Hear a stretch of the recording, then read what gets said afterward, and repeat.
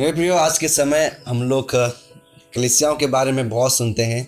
बहुत सारे जब मैं कलीसिया में जाता हूँ तो कई बार लोगों की मैंने ये एक एक बातों को मैं सुनता हूँ कि लोग बोलते हैं कि इस कलीसिया में वो सामर्थ्य नहीं है, इस कलीसिया में वो दम नहीं है, इस कलीसिया के प्रचार में दम नहीं है, आराधना में दम नहीं है, इसमें दम नहीं, उसमें दम नहीं है। ऐसे लोगों का एक प्रतिक्रिया हम सुनने को पाते हैं।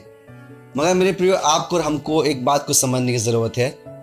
ये यहाँ पे कलीसिया की गलती नहीं है, ठीक है, कलीसिया की गलती नहीं, मगर उस कलीसिया के अंदर जो लोग आ रहे हैं, जो लोग वहाँ पे संगति कर रहे हैं, मेरे प्रिय, ये उनकी कमी है। वे लोग अपना एफर्ट को वो लोग उस कलीसिया के अंदर वो लोग नहीं डाल रहे हैं। वे लोग जितना समय परमेश्वर के साथ में बिताना होता है, वे लोग उतना नहीं बिता पा रहे हैं। वे सिर्फ ये चाहते हैं कि बस उनको सब कुछ अच्छा मिले, मगर मेरे पे वो मेहनत करना नहीं चाहते। मगर मेरे प्रिय, एक बात को मैं आपको बुरा बोलना चाहूँगा।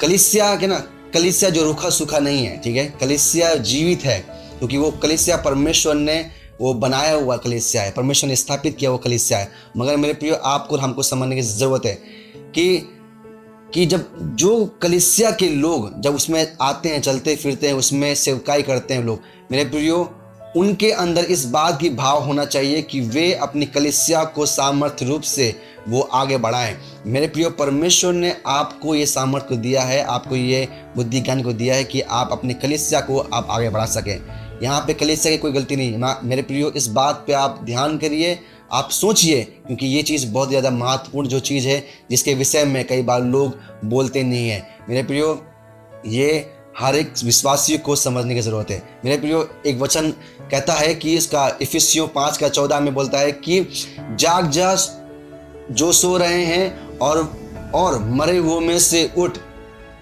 तब क्या है, तुझे मसीह का वो चमक तुमको दिखेगा।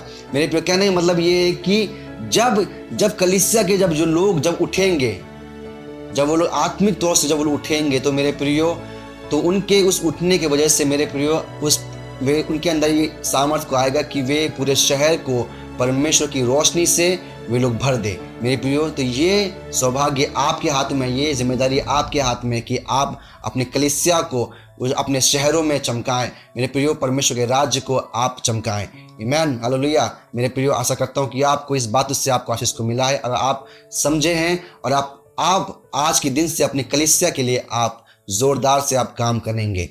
आमीन। God bless you.